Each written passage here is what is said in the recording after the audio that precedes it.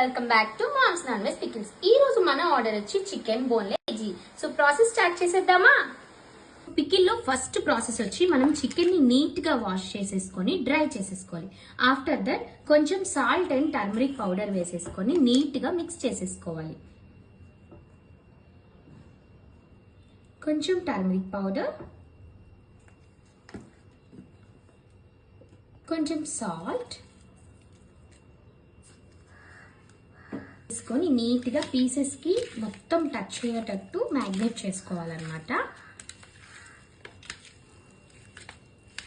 So మనం 2 spoons of ఆయిల్ని preheat చేసేసుకొని ఈ బాగా మ్యాగ్నేట్ చేసుకున్న ఈ చికెన్ వేసేసుకొని ఫుల్గా బాయిల్ చేసేసుకోవాలి. సో మనం ఎప్పుడు కూడా పికిల్స్లో ఏఎస్ బ్రాండ్ గ్రౌండ్నట్ ఆయిల్ మాత్రమే యూజ్ చేస్తాం. మనం ఆయిల్ కూడా ఫ్రెష్ ఆయిలే ఎప్పటికప్పుడుది యూజ్ చేస్తామండి. ఈ ఆయిల్ మనకి స్మెల్, టేస్ట్, ఫ్రెష్నెస్గా ఉంచుతుంది పికిల్ని. ఇప్పుడే పట్టిన ఫ్రెష్ గార్లిక్ పేస్ట్ ని కూడా మనం యూజ్ చేస్తున్నాం. The way of quality and quantity of our mom's non veg pickles. This is the way of our sealing with our efficacy. Baby, baby, ek number